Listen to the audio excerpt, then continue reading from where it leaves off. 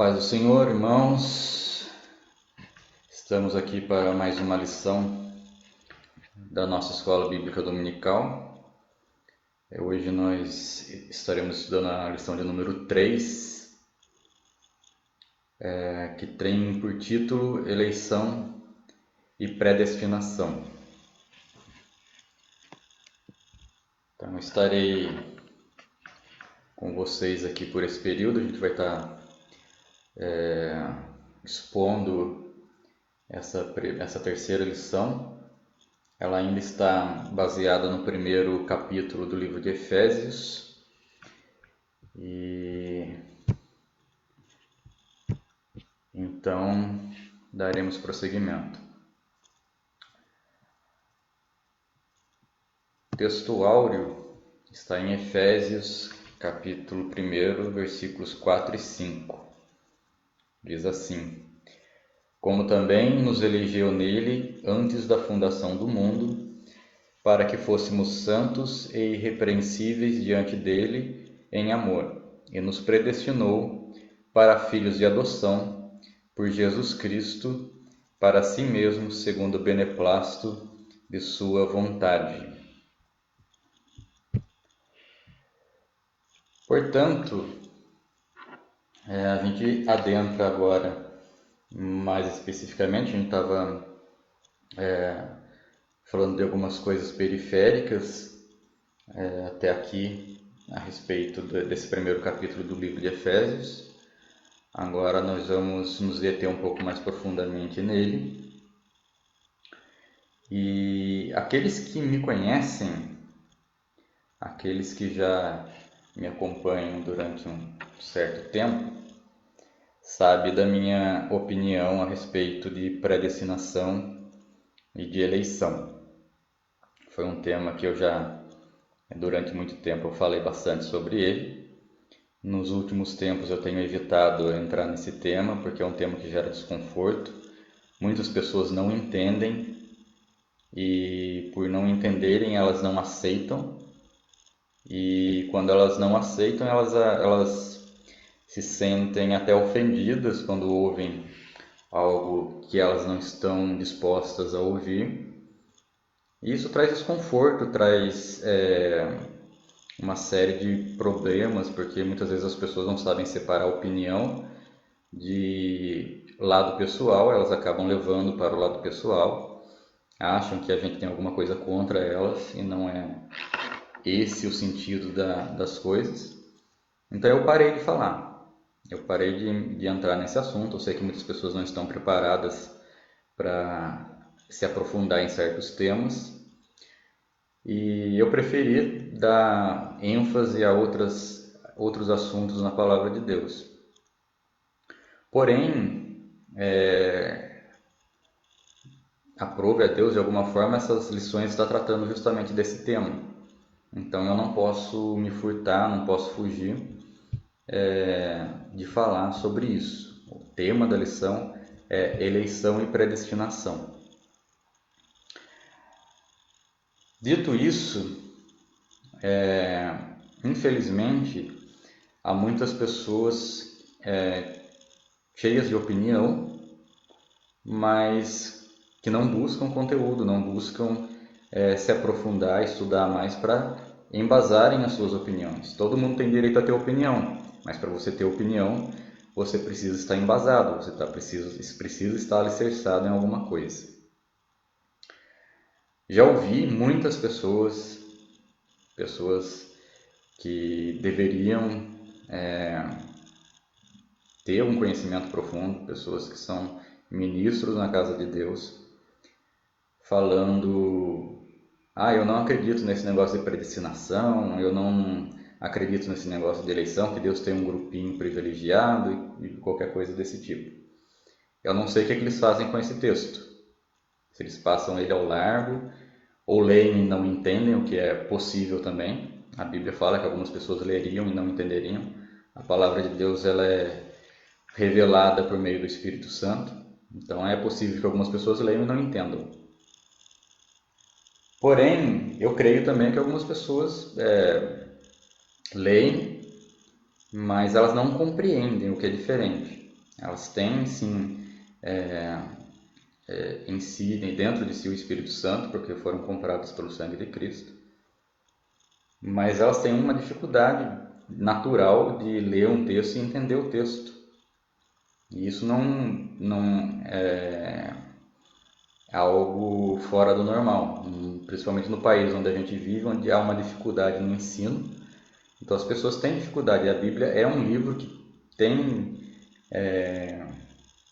uma grande dificuldade de se compreender ela, não só pela linguagem, principalmente pela linguagem. Você precisa ter uma boa interpretação de texto, não só no português. A pessoa precisa compreender o que está por trás do texto, compreender o contexto histórico, quem estava falando, para quem estava falando, qual o sentido do que estava falando. Então existe uma ciência em torno disso chamada exegese, que você busca o sentido real do texto. Então não é fácil, não é simples, não é só você pegar a Bíblia, ler e você entendeu. Então tem muitos detalhes aqui, porém isso é mais para quem gosta de se aprofundar num assunto. Pro cidadão, pro crente, para a pessoa mais simples, a simples leitura já revela Deus para ela, já fala ao coração dela, e ela realmente não precisa se aprofundar. Só que para você ter uma opinião sobre um texto bíblico mais espinhoso, você precisaria sim. Então, dito isso, o tema eleição é um tema controverso. O tema predestinação é um tema controverso. É um tema difícil, porque as pessoas não entendem. E é realmente difícil de entender. E quando a gente não entende, a gente constrói justificativas dentro de um assunto para que aquilo se torne mais, como que eu posso dizer, mais aceitável, vamos assim dizer, dentro do meu senso de justiça, dentro do meu senso de equidade. Só que tem um problema: a nossa justiça é falha. Eu sou pecador, então meu senso de justiça ele é falho. Então eu querer parametrizar, colocar Deus dentro do meu senso de justiça, eu estou limitando Deus. E o senso de justiça de Deus, muitas vezes para nós é incompreensível. Como que Deus julga o mundo? Como que Deus escolhe os seus eleitos? Como que Deus condena os pecadores? Qual o parâmetro que Deus usa? Muitas pessoas tentam colocar um parâmetro humano nisso daí. Só que o parâmetro não é humano, o parâmetro é divino. E nós não entendemos, não compreendemos os parâmetros que Deus usa para tomar as suas decisões. Deus não nos revelou isso. E o máximo que a gente pode fazer é aceitar, é realmente se render à soberania de Deus. Quando eu tento explicar as decisões, eu quero explicar minuciosamente todas as decisões de Deus, eu posso cair num erro fatal, num erro de heresia, num erro e que pode contaminar muitas pessoas podem estar te ouvindo e embarcarem na sua ideia, e é o que tem acontecido. As pessoas têm dificuldade de aceitar o tema eleição, porque é um tema que foge do escopo de justiça humana. Então a pessoa pergunta: como que Deus pode escolher alguém para ser salvo e deixar os outros irem para a perdição? Realmente, esse aqui é um tema complicadíssimo. Então, talvez esse tema seria mais apropriado para uma escola teológica e não para uma escola dominical. Mas como foi dado esse tema para a gente debater, para a gente conversar sobre ele, vamos ter que conversar. Então, primeira coisa que eu falo para vocês: limpem a sua mente de qualquer senso de justiça humano e se baseiem principalmente na soberania de Deus. Eu não sei porquê, eu não sei como, eu não sei qual parâmetro que Deus usa para escolher, mas que Ele escolhe, e é o que está escrito aqui, é o que o apóstolo Paulo escreveu na carta aos Efésios. Então vamos passar para a leitura, para que a gente possa entender.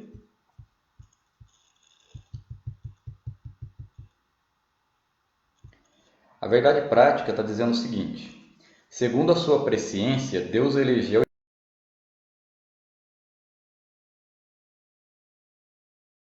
na fé em Cristo Jesus. Eu vejo um problema grave aqui nessa verdade prática.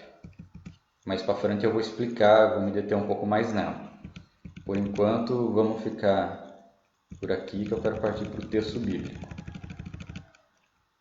Só ressaltando, tá? Como eu sempre falo nas minhas aulas, quando eu estiver trazendo a minha opinião pessoal, o que me alcança o meu intelecto, né, dentro de um estudo bíblico, é óbvio que eu não estou inventando nada, tudo que eu vou falar para vocês aqui tem embasamento numa corrente doutrinária que talvez não seja a mesma do autor da revistinha, tá?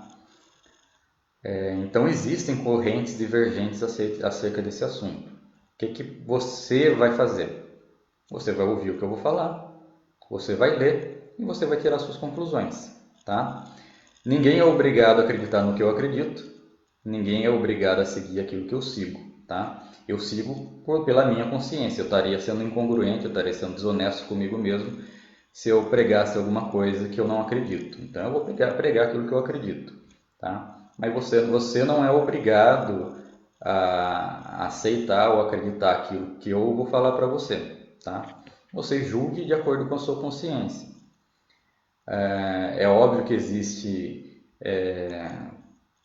eu aprendi de uma forma, você aprendeu de outra. Eu li algumas coisas que você talvez não tenha lido, talvez você tenha lido coisas que eu não tenha lido, tá? Então a gente tem as nossas limitações, a gente tem que primeiro aceitar que a gente é limitado. Eu não sou dono da verdade, eu posso cometer erros, assim como todo mundo pode cometer erros. Talvez, se eu estiver errado aqui no que eu vou falar hoje aqui para vocês, eu possa aprender, né? Mais para frente. Porém, hoje eu falo daquilo que eu aprendi até agora. Eu não posso fugir disso, tá? Então vamos lá. Efésios capítulo 1, do versículo 4 ao 12. O que está dizendo aqui? Como também nos elegeu nele antes da fundação do mundo, para sermos santos e irrepreensíveis diante dele em amor. E nos predestinou para filhos de adoção por Jesus Cristo, para si mesmo, segundo o beneplácito da sua vontade, para o louvor e glória da sua graça, pela qual nos fez agradáveis a si no amado, em quem temos a redenção pelo seu sangue, a remissão das ofensas, segundo as riquezas da sua graça, que ele tornou abundante para conosco em toda a sabedoria e prudência, descobrindo-nos o mistério da sua vontade, segundo o seu beneplácito que propusera em si mesmo, de tornar a congregar em Cristo todas as coisas, na dispensação da plenitude dos tempos, tanto as que estão nos céus como as que estão na terra. Nele digo, em quem também fomos feitos herança, havendo sido predestinados conforme o propósito daquele que faz todas as coisas, segundo o conselho da sua vontade, com o fim de sermos para o louvor da sua glória nós, os que primeiros esperamos em Cristo. Então, primeira coisa, irmãos, a gente não tem como negar o tema eleição, o tema predestinação, até porque não seria tema da revistinha da escola dominical, se não fosse um tema bíblico, tá? Você lendo aqui só esses versículos que você já vê várias vezes o apóstolo falando de eleição, o apóstolo falando de predestinação, tá? Você vai ver isso em outros textos bíblicos, não só aqui. Portanto, não dá para você retirar isso da Bíblia, não dá para você dizer que não existe. Agora, como a gente lida com esse tema? O que a gente faz com isso? E por que as pessoas têm desconforto quando entra nesse tema?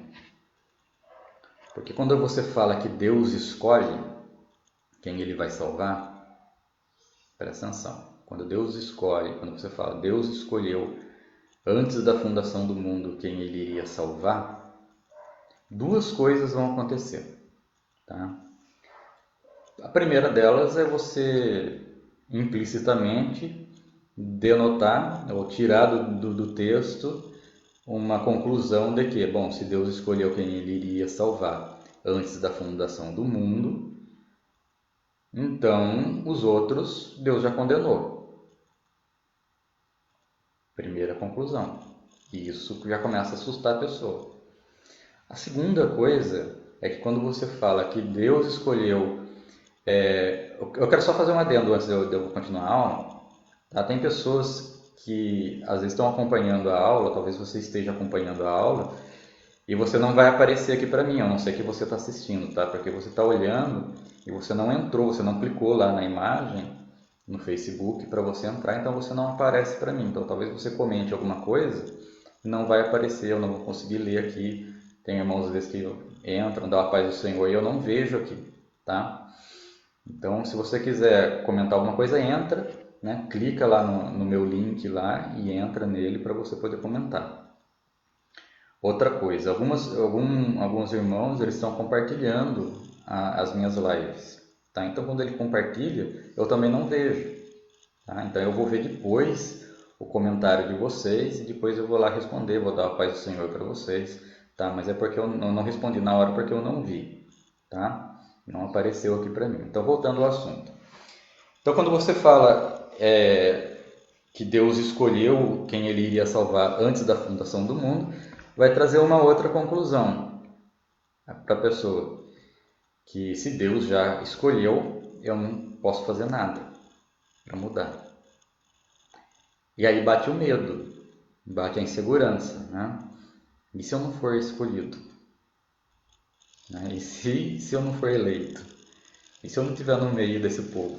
Né? Eu vou para o inferno? E se eu passar minha vida inteira na igreja, servindo a Deus, eu vou para o inferno se eu não for escolhido? Né? Então, são questionamentos compreensíveis, porém, a gente vai precisar elucidar isso daí, tá? Porque não é bem assim, tá bom? Segunda coisa, daí as pessoas começam a falar, né? Então, se Deus tem os escolhidos, por que eu vou pregar o Evangelho? Para quê? Né? É um outro questionamento que as pessoas fazem baseadas numa desinformação do tema. Tá? É necessário pregar o Evangelho, senão a Bíblia não falaria, e por todo mundo pregar o Evangelho a toda criatura. Tá? Então, a gente vai, aos poucos, aqui eu vou tentar entrando nesses meandros do tema para a gente poder responder todos esses questionamentos. Então, a insegurança de não estar nas nossas mãos a nossa salvação, ela causa um desconforto. Ela causa um desconforto muito grande. Porque eu sempre acreditei, né? E eu estou falando de mim mesmo, tá? Eu sempre acreditei, porque eu aprendi assim. Eu aprendi desde a minha adolescência, desde a minha juventude, que eu estou na Assembleia de Deus. A gente sempre aprendeu que para você ser salvo, você precisa aceitar Jesus. Então sou eu que aceito, né? Então aceitei a Jesus, eu estou salvo. E eu aprendi que eu preciso manter a minha salvação. Porque se eu bobear, e isso a gente vai ver que está escrito na revistinha também, se eu bobear eu vou perder a minha salvação. Então eu tenho que andar na linha, porque se eu não andar na linha eu perco a minha salvação. Então a gente sempre aprendeu isso, então a gente sempre teve seguro nas nossas mãos. A gente acha que está seguro. Vamos lá com calma. Então está nas minhas mãos. Se eu quiser ir para o inferno, eu nego a Cristo. Se eu quiser ir para o céu, eu aceito Ele como Salvador. Então está nas minhas mãos a escolha. Segunda coisa, a partir do momento que eu aceitei a Cristo como Salvador, cabe a mim me manter salvo. Foi assim que eu creio que a maioria de vocês aprenderam. Certo? Se eu deslizar, se eu negligenciar, andar errado, eu perco a minha salvação e a responsabilidade é minha, certo? Agora, quando você fala de eleição, vai trazer a ideia do quê? Que Deus escolheu, que não está mais nas minhas mãos, não fui eu que aceitei, foi Deus que me chamou. E se Deus não tivesse me chamado? Será que Deus me chamou mesmo? Né? Começam a surgir as dúvidas. Quando você fala que Deus te chamou e que não estava mais nas suas mãos escolher, gera insegurança, gera o medo, né? E essa é a grande dificuldade desse tema, a insegurança que gera. Só que será que você está mais seguro nas suas mãos ou nas mãos de Deus? Quem é mais capaz de te manter salvo? Você mesmo, pelas suas obras, ou o poder de Deus na sua vida? Então são coisas que a gente precisa também se perguntar, tá? Voltando aqui para o texto. Como também nos elegeu nele antes da fundação do mundo. Então a primeira coisa que o apóstolo fala é que nós somos eleitos antes da fundação do mundo. O que significa a palavra eleito? Significa escolhido, né? Só que aqui o autor da revistinha, ele vai falar que nós somos eleitos segundo a presciência de Deus, tá? E isso não está errado, é óbvio, eu não sou doido, tá? Está escrito lá em 1 Pedro, capítulo 1, versículo 2. E se você quiser ler, vamos abrir lá, 1 Pedro, capítulo 2. Desculpa. 1 Pedro, capítulo 1, o versículo 2. O que está escrito lá? Vou ler desde o primeiro, tá? Vamos ver a saudação do apóstolo Pedro. Pedro, apóstolo de Jesus Cristo, aos eleitos de Deus. Então, Pedro também está falando de eleição. Então, não dá para negar a eleição. Peregrinos dispersos no Ponto, na Galácia, na Capadócia, na província da Ásia e na Bitínia. Para quem que Pedro está falando? Ele está falando para os judeus vindos da dispersão. Judeus que estavam espalhados, né, pelo mundo, tá?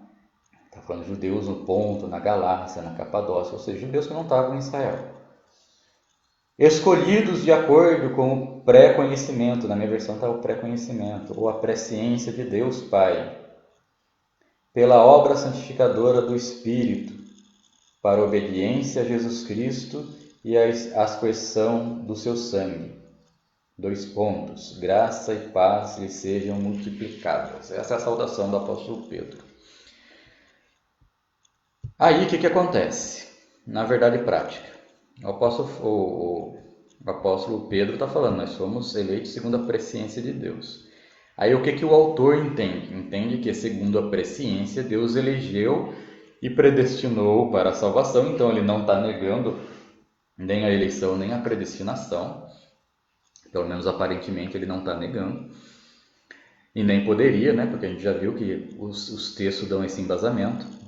Então mesmo o negacionista, ele não tem lugar, ele está negando a palavra de Deus se ele negar o tema. Tá? Deus elegeu e predestinou para a salvação os que creriam e perseverariam na fé em Cristo Jesus. Então qual que é a ideia? A pessoa ela tem dificuldade com a eleição e ela vai tentar explicar de acordo com seus parâmetros. E como que as pessoas explicam que a presciência de Deus seria que Deus, antes dele eleger, antes dele escolher, tá? Ele, como que eu posso dizer? Ele visualizou o futuro, ele visualizou, olhou para o corredor da história, né? Alguns falam isso, usam o corredor da história, Deus olhou para o corredor da história. E Deus viu ou previu todos aqueles que iriam ter fé em Cristo Jesus, todos aqueles que iriam aceitar Jesus como Salvador. E esses Deus elegeu. Só que tem um problema muito sério nisso daí. E eu vou tentar, não tem um problema só, tem vários. Eu vou tentar mostrar para vocês quais são. Primeiro, quem que cria a história?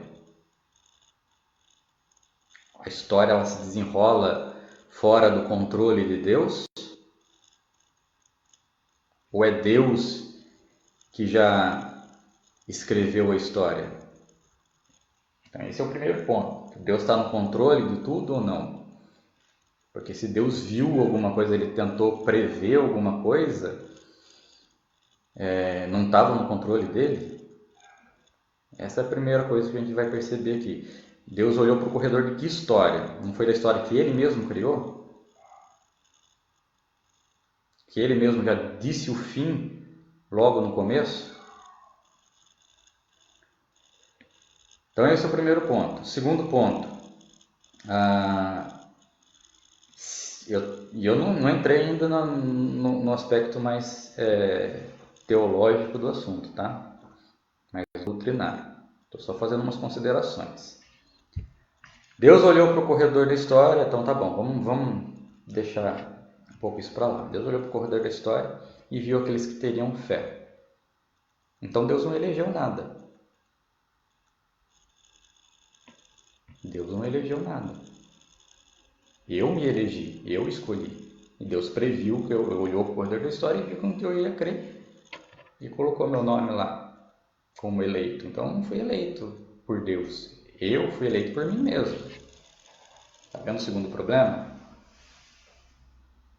Porque quando você fala que Deus ou que alguém elegeu, que alguém escolheu... Bolsonaro, por exemplo, como que ele foi eleito? Ele se elegeu? Algumas pessoas falam, o Bolsonaro se elegeu com tantos milhões de votos. Ele não se elegeu, ele foi eleito. Fomos nós, ou quem votou nele, que foi lá que deixou o votinho para ele. Então ele foi escolhido, ele foi eleito pelo povo. Tá? Então escolher, se eu vou escolher o carro que eu vou comprar, não é o carro que se elege. Não é que eu olhei e previ, né? Vamos dizer que eu fosse um vidente, né? Previ o carro que iria me aceitar e eu comprei ele. Tá? A mulher que vai escolher o feijão, né? Hoje em dia não faz mais isso, né? Eu lembro que minha avó escolhia feijão. Né? O que ela vai escolher ali? É ela que escolhe ou o feijão que se elege, né? Ou a pedrinha que se elege para entrar no caldo de feijão? É quem está escolhendo. Então eu não posso dizer que Deus escolheu, que Deus elegeu baseado na minha escolha. Porque se é a minha escolha, já não é a escolha de Deus. Não dá para conciliar as duas coisas. Tá? Então se Deus escolheu, foi Ele que escolheu, não fui eu. Agora o ponto mais espinhoso e teológico do assunto. A Bíblia fala, e é bem clara, que todos pecamos, que todos somos pecadores, que não há nada em nós mesmos que agrade a Deus, que as nossas melhores obras de justiça são para Deus como trapos de imundícia, que Deus nos amou sendo nós ainda pecadores, que nós éramos escravos do pecado, que nós estávamos debaixo da servidão do pecado, que o nosso coração estava cauterizado como pedra, né? Um coração de pedra, insensível à voz de Deus, que o Deus desse século, né? Que é o diabo, havia nos cegado para que nós não compreendêssemos a vontade de Deus, tá? Então nós estávamos nessa situação. Deus olhou para o corredor da história e sabe o que ele viu? Ele não viu fé. Ele viu só pecadores.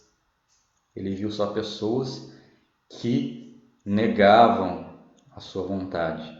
Pessoas caídas. Deus não viria fé em nós, porque nós não tínhamos fé. Nós éramos pecadores caídos. A nossa natureza pecaminosa, se Deus não fizesse nada, nós iríamos para o inferno facinho, facinho, de carreira, porque a nossa natureza era pecaminosa. Nós não teríamos poder em nós mesmos de nos libertar da escravidão, da cegueira, da cauterização do pecado, para que nós pudéssemos enxergar Cristo e os aceitar como Salvador. Tá? Esse é o grande problema. Dentro de mim, dentro de você, não teria nada para nós nos libertarmos da escravidão do pecado. Só Deus poderia nos libertar da escravidão do pecado através do seu poder, e seu poder é o Evangelho, né? O apóstolo Paulo fala que o Evangelho é poder de Deus para a salvação. Tá? Então, se Deus não agisse em minha vida e na sua vida para quebrar a cegueira, para trocar o seu coração de pedra, colocar um coração de carne no lugar, a gente estaria indo para a condenação eterna. A ira de Deus estaria sobre nós. Deus é o único que pode nos libertar da escravidão. Deus é o único que pode libertar um pecador da escravidão, mudar a consciência dele para que ele possa então ter fé. A gente vai ver capítulo 2 de Efésios. Nós somos salvos pela graça, por meio da fé, e isso não vem de nós, é dom de Deus, para que ninguém se glorie. Então esse é o parâmetro de Deus. Deus, ele encerrou todos debaixo da desobediência, considerou todos pecadores, para que não haja diferença entre um nem o outro. Tá? E a partir desse momento, Deus dá o dom da fé para que as pessoas possam crer. Vamos lá. Se Deus olha o corredor da história,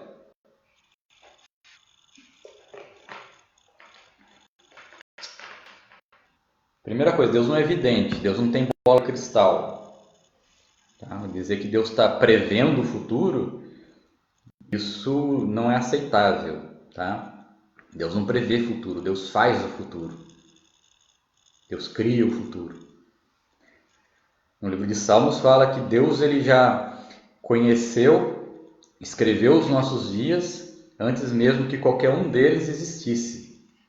Então tudo Deus já determinou. Então quando você fala que Deus olhou para o corredor da história, ele só vai visualizar pessoas caídas. E foi isso que ele visualizou, né? Aceitando esse parâmetro. Tá? E se Deus não fizesse nada, se Deus não tivesse misericórdia, todos iriam ser condenados. Mas Deus teve misericórdia.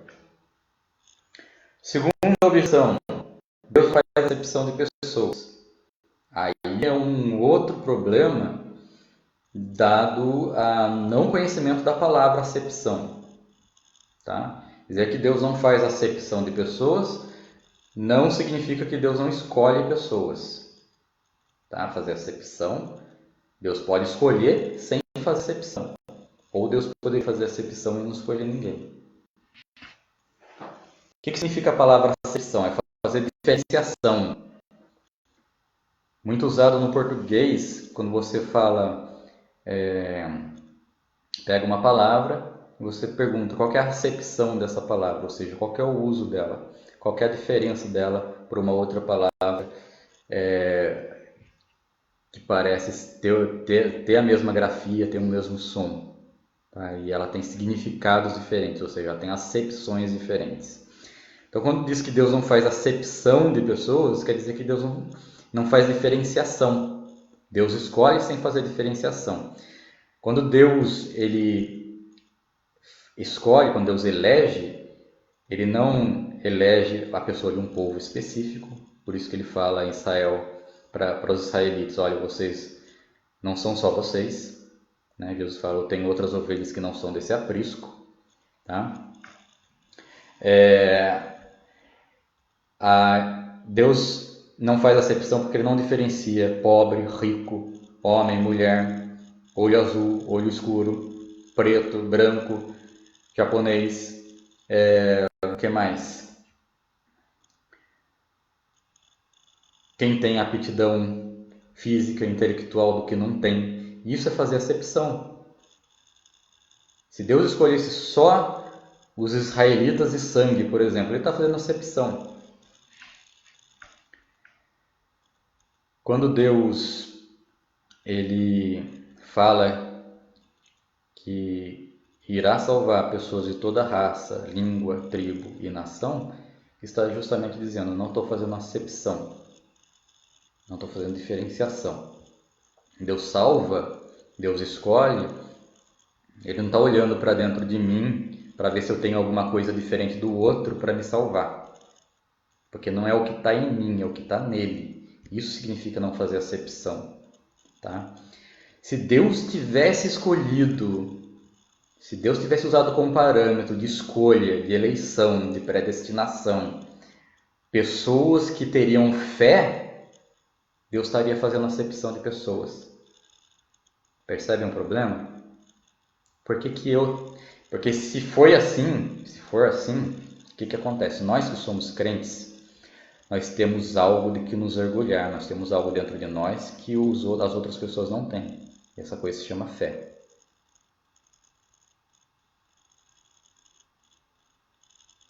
Então você vai virar para o seu vizinho, para o seu companheiro, e vai falar, olha, você vai para o inferno porque você não tem fé. Eu tenho fé. Então você é bonzão, você tem fé, você é melhor do que ele. Por isso que você vai para o céu. Isso é salvação por obras. Existem dois tipos de pessoa no mundo. Dois tipos de pessoa no mundo. Aquele que acredita que ele é salvo pela fé e aquele que acredita que ele é salvo pelas obras. Tá? Tem muita gente realmente que acredita que ele é salvo pelas obras.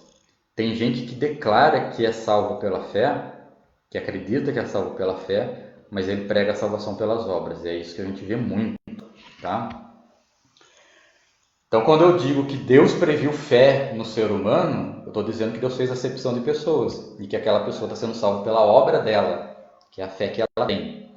Quando eu digo que Deus não fez acepção de pessoas e que Ele escolheu dentre todos os pecadores, sem colocar parâmetros de escolher a pessoa, mas pelo seu próprio beneplácito, como está escrito aqui, tá? Então Deus escolhe livremente, de acordo com os seus parâmetros e não os nossos, e Ele dá fé para essa pessoa crer, Ele dá as condições para essa pessoa crer, então aí a salvação realmente não é por obras, não foi nada do que eu fiz ou que você fez, foi Deus que nos escolheu e Ele nos deu a fé para que nós pudéssemos crer. Vamos lá para o texto. O que significa a presciência de Deus? Presciência, se você for olhar no contexto da Bíblia, todos os lugares que aparece a palavra presciência, não está falando das atitudes das pessoas, mas das pessoas. Tá? Então, tem uma passagem bíblica muito significativa que no final dos tempos o Senhor Jesus iria olhar para as pessoas e falar para um grupo, apartai-vos de mim, porque eu nunca os conheci. E para os outros, vinde benditos do meu Pai, né? Porque eu os conheci, né? Estou parafraseando aqui, tá? Então, o que significa isso? Só vai ser salvo aquele que Deus conheceu ou pré-conheceu. Aqueles que Deus não conheceu, eles não serão salvos. Agora, o sentido da palavra conhecer ou pré-conhecer aqui não é o sentido que mais facilmente a gente entende, tá? Pode Deus não conhecer alguém? Se Deus conhece todas as coisas, Ele conhece todas as pessoas.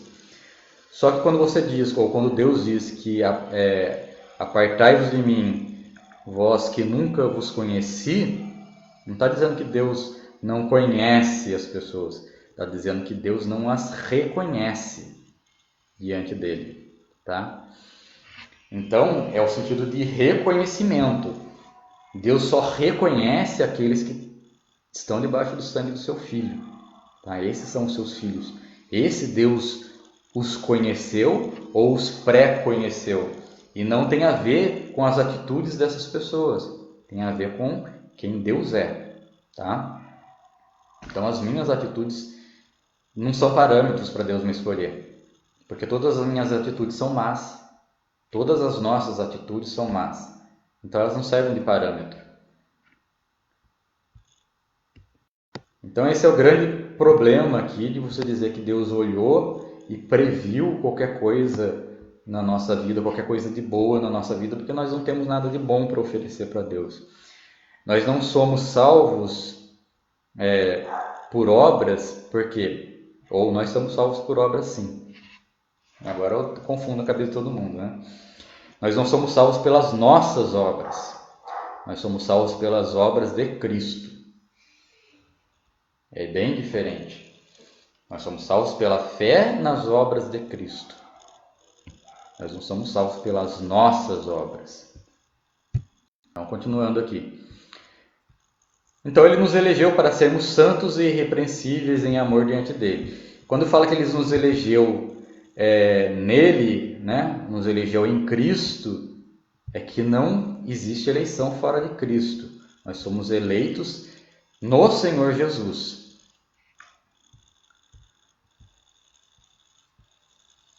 E nos predestinou para filhos de adoção por Jesus Cristo, para si mesmo, segundo o beneplácito da sua vontade. Então não é segundo a nossa vontade, né? Lá no livro de João,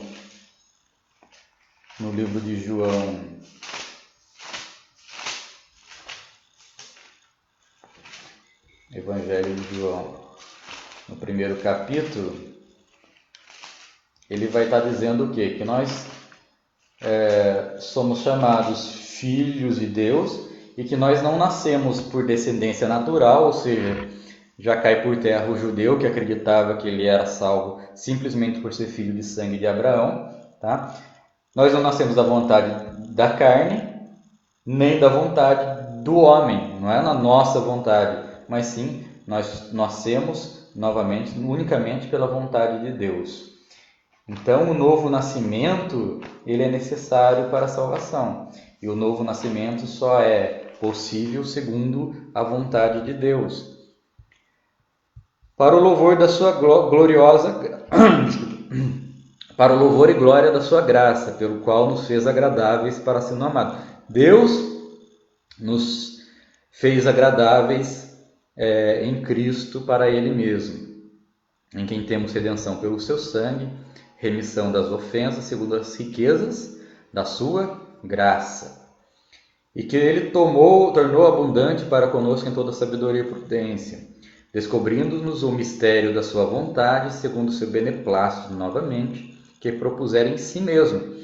Então tudo isso é a vontade de Deus, segundo o seu próprio beneplácito, ou sua decisão suprema, que ele propôs em si mesmo. Em si mesmo. Tá? Então isso é um mistério da vontade de Deus, que não cabe a nós conhecer. O que está escrito aqui? De tornar a congregar em Cristo todas as coisas, na dispensação da plenitude dos tempos, tanto as que estão nos céus como as que estão na terra. Nele digo, em quem também fomos feitos herança, havendo sido predestinados conforme o propósito de quem? Daquele que faz todas as coisas, segundo o conselho da sua vontade. Tudo é feito, então, segundo o conselho da vontade de Deus. Então, Deus nos elege, Deus nos escolhe segundo o conselho da sua vontade. Vamos lá. A revistinha ela vai nos dizer que a dádiva da eleição precede a nossa existência. Super correto. Antes da fundação do mundo, Deus planejou salvar e capacitar para uma vida de santidade os que ele elegeu de antemão. Então a revistinha ela vai fazer uma diferenciação entre eleição e predestinação que eu considero correta. Tá? Deus primeiro ele elege a pessoa e depois Deus a predestina às boas obras, Deus a predestina a serem santas, a uma vida correta diante dele. Tanto é que a gente leu lá no livro de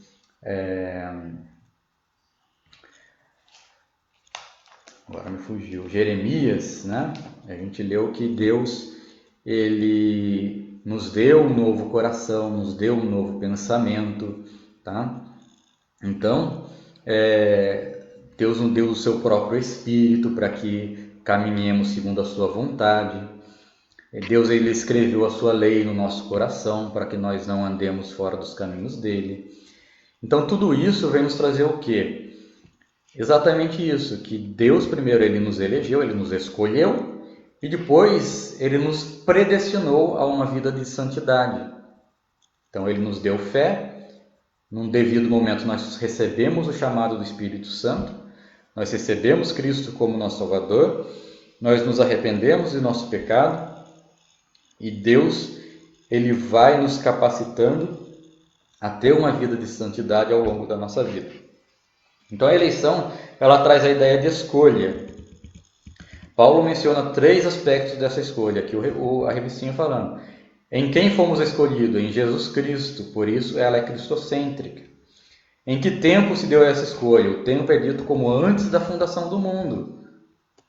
Então, antes de qualquer coisa, antes que nós nascêssemos, Deus já havia nos escolhido para sermos santos e irrepreensíveis, para que nós fôssemos realmente salvos mediante a obra de Cristo. E qual a finalidade? Para que fôssemos santos e irrepreensíveis. É isso que está dizendo aqui na revistinha. Ele fala aqui de um editor da Bíblia de Estudo Pentecostal, Donald Stamps, que ele fala que a eleição ocorre somente com a união com Jesus Cristo. E que ninguém é eleito sem estar unido a Cristo pela fé. Aqui, então, ele está jogando uma eleição posterior à fundação do mundo. Tá? Então fica complicado, porque se nós somos eleitos antes da fundação do mundo, nós somos eleitos antes que nós pudéssemos aceitar a Cristo como Salvador. Tá? Nós somos eleitos justamente para que nós fôssemos capacitados a ter a fé para recebermos Cristo como Salvador. Então a gente não pode fazer essa inversão. Tá? A nossa eleição ela precede a nossa salvação.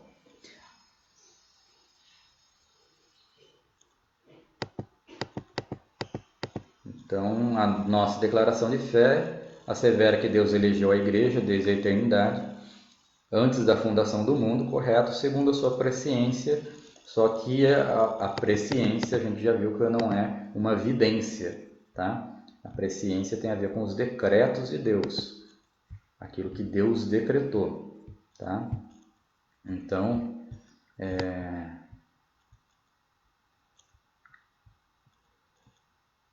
eu tenho até um texto aqui.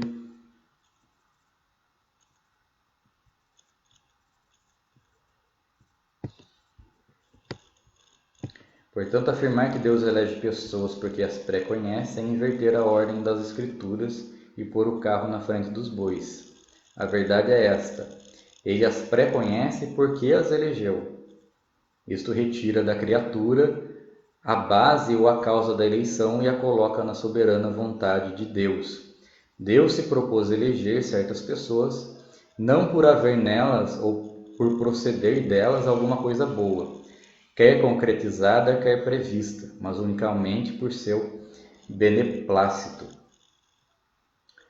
Então, aprove a Deus nos escolher. Tá? Então, a presciência de Deus ela não é o motivo da nossa eleição, e sim a nossa eleição é que dá o motivo para Deus nos pré-conhecer. Tá? Essa é a coisa que não pode ser invertida. A vida santa e irrepreensível. Paulo enfatiza que a eleição tem a finalidade específica de sermos santos e irrepreensíveis diante dele. Nesse aspecto, o vocábulo grego ágios significa separado do pecado. O adjetivo grego amomos expressa algo sem defeito ou inculpável. Os termos apontam para a santificação, isto é, para o mais alto padrão ético e moral de vida, para agradar a Deus. Então, Deus nos elegeu para isso, para sermos santos. E aqui, É uma ordenança divina que nós sejamos santos, é um chamado de Deus para que nós sejamos santos, mas também é um agir de Deus na nossa vida para que nós sejamos santos. Se Deus não operar na nossa vida, a gente vai continuar sendo pecador. Então é Deus que trabalha em nossa vida para que nós sejamos santos. Eu quero falar um pouquinho sobre a vontade. Eu já falei do livro do Martinho Lutero chamado A Escravidão da Vontade. O que acontece? O ser humano, ele é escravo da sua vontade. Então aqueles que vão para o inferno, aquelas pessoas que não vão reconhecer Cristo como Salvador, elas realmente estão indo porque a vontade delas não é que é por ir para o inferno, a vontade dela é não servir a Deus. E essa era também a nossa vontade antes de Deus nos chamar. A nossa vontade era servir o pecado. Só que Deus mudou a nossa vontade para que nós tivéssemos então em nós a vontade de servir a Deus e se afastar do pecado. Essa é a grande diferença. Foi algo que Deus fez em nós, uma mudança que Deus operou em nós, mudando a nossa vontade. Eu não tinha vontade, você não tinha vontade de servir a Deus. Deus nos deu a vontade de servi-lo. Tá? Baseado nisso, no dia que Deus julgar todas as coisas, aqueles que serão condenados, eles estarão indo para a condenação por sua própria vontade. E nós estaremos sendo salvos pela vontade de Deus. É isso que significa eleição. Tá? Deus não manda ninguém para o inferno por ser um tirano. Tá? Deus está condenando ao inferno pecadores, pessoas que blasfemaram do seu nome, pessoas que escarneceram do seu nome e não reconheceram. Aqui eu nem vou voltar muito para a revistinha agora, para a gente não perder o nosso tempo e eu não dizer algo importante aqui para vocês. Tá? Então, Deus ele vai condenar pecadores, pessoas que rejeitaram o seu nome, que blasfemaram o seu nome. E todos nós estaríamos nesse meio se não fosse pela misericórdia de Deus na nossa vida. Tá? Então, há uma condenação sobre as nossas escolhas e as nossas atitudes pecaminosas. Não há possibilidade de uma pessoa que queira, que queira Deus, que queira Jesus Cristo ser condenada porque ela não foi eleita. Por quê? Porque se ela tem a vontade no seu coração de ser e de servir a Deus, de reconhecer a Cristo como Salvador, Jesus Cristo mesmo fala: aqueles que vierem a mim, de maneira nenhuma lançarei fora. Porque se tem esse desejo no coração da pessoa de servir a Deus, de reconhecer Cristo como Salvador, isso significa que lá na eternidade passada, Deus já a elegeu, Deus já a escolheu. Então, quando nós estamos pregando o Evangelho, tá? Existe uma coisa: o Evangelho, a salvação, ela é ofertada a todo mundo. Tá? O Evangelho é ofertado a todo mundo. Todo mundo pode ouvir a respeito da salvação que há em Cristo Jesus. Olha, você está no pecado, se você permanecer no pecado, você vai ser condenado, você vai estar debaixo da ira de Deus. As pessoas estão ouvindo isso, estão ouvindo que em Cristo é o único caminho para a salvação. Só que elas estão rejeitando por causa da sua vontade caída. Tá?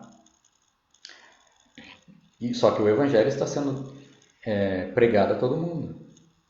Todos estão tendo a oportunidade. Só que se Deus não fizesse nada conosco, nós também iríamos ter a oportunidade de rejeitar o Evangelho.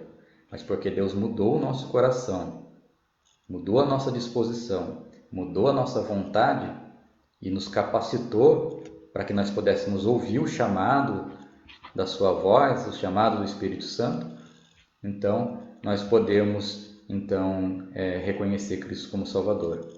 Se Deus deixasse seguir o curso, todos seríamos condenados, porque nós éramos escravos da nossa vontade. Se Deus não tivesse libertado, nós não seríamos salvos. Então, a salvação ela é ofertada a todo mundo. Então, quem vai ser condenado, ele vai ser condenado porque ele rejeitou a salvação. Ele rejeitou. E aqueles que serão salvos, não serão salvos porque eles foram melhores ou porque eles foram bonzinhos e eles aceitaram, mas porque eles receberam a misericórdia de Deus e foram salvos. Estão me entendendo? Então, eu e você, nós não temos motivos em nós mesmos para que nós venhamos a nos gloriar, nos exaltar da nossa salvação, bater no peito e falar que eu fui salvo porque eu tinha algo de bom e eu aceitei a Jesus. Tá? Não está em mim, foi pela misericórdia de Deus. Deus teve misericórdia das nossas vidas.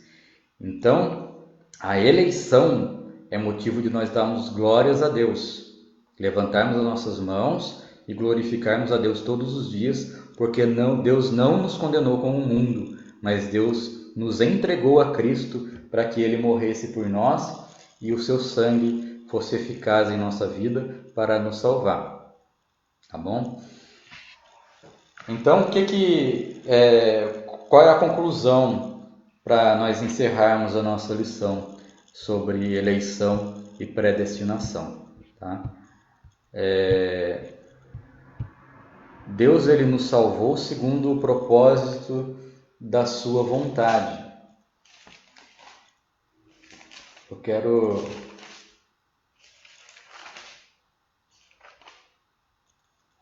ler um texto aqui.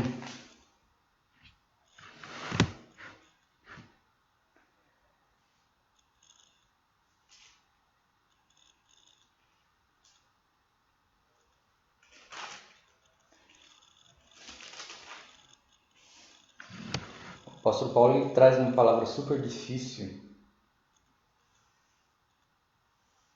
em Romanos capítulo 9. Ele vai falar sobre a descendência de Abraão.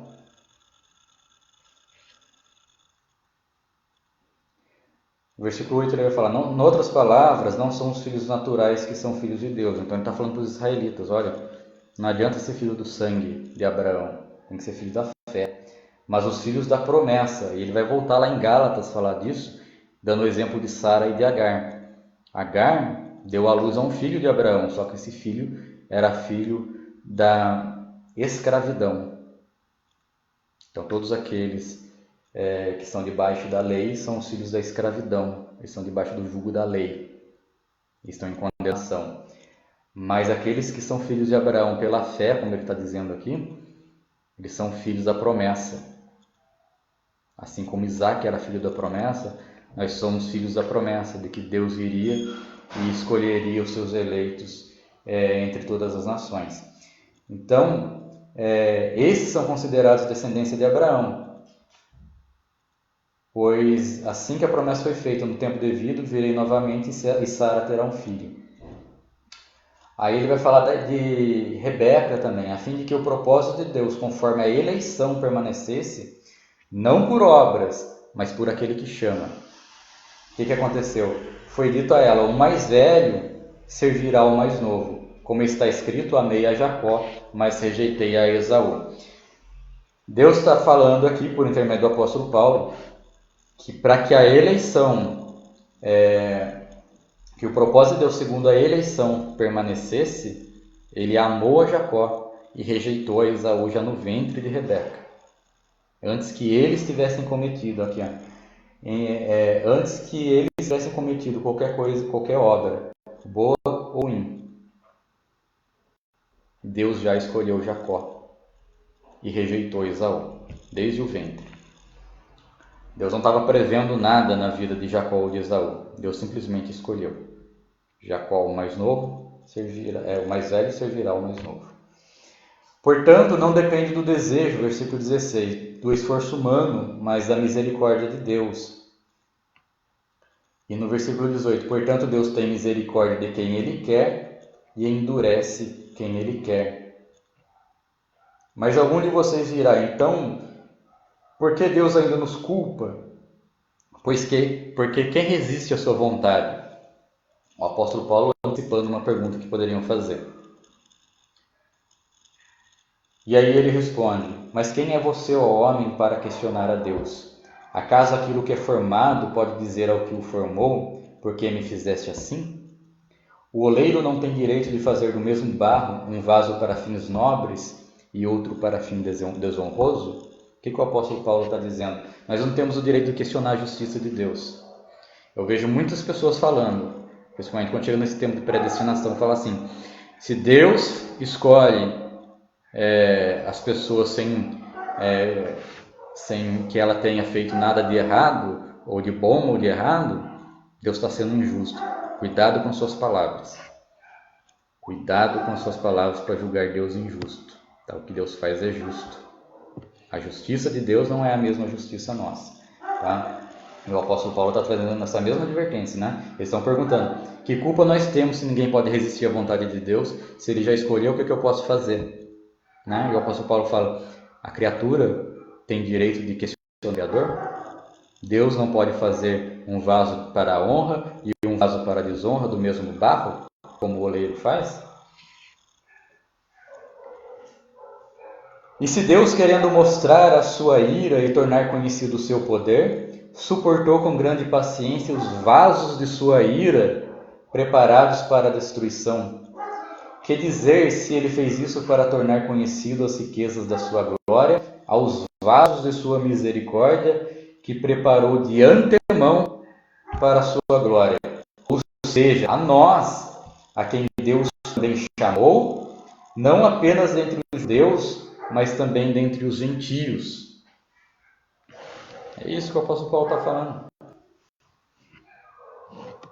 Não depende de nós, está nas mãos de Deus. O dilema ético é, a gente olha para a nossa vida e fala assim, tá bom, eu sou eleito, eu estou salvo, eu vou para o céu. Mas a gente olha na vida talvez de um parente, na vida de um amigo, de um conhecido, alguém que está torto, e você quer que ele seja salvo, né? Você quer que ele seja salvo, que ele alcance a salvação. E você olha, será que ele foi predestinado? Então, ele não foi predestinado, na verdade, né? Eu digo para vocês, nós não temos o direito de julgar. Quando o apóstolo Paulo fala, lá em Timóteo, né? Nós devemos orar por todos os homens, porque é da vontade de Deus que todos sejam salvos, né? E venham ao arrependimento. Tá? Essa é a vontade de Deus. Só que Deus sabe que o homem ele vai o rejeitar. Por isso ele escolheu alguns para demonstrar sua misericórdia. Porque se Deus não tivesse escolhido, irmãos, todos nós iríamos para o inferno. Não haveria um salvo sequer. Mas Deus teve misericórdia de escolher um povo para ele, uma nação eleita, né? Um povo santo, né? Como diz o apóstolo Pedro. Um povo separado, para que através das nossas vidas Deus demonstrasse ao mundo perdido a sua misericórdia, a sua graça, o seu amor.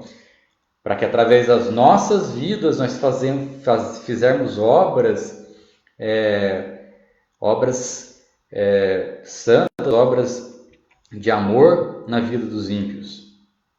Quando você estende a mão para um ímpio, quando você tem caridade, quando você dá o de comer para quem está passando fome, quando você ora por um doente, você está fazendo, manifestando na sua vida a graça de Deus para o mundo perdido.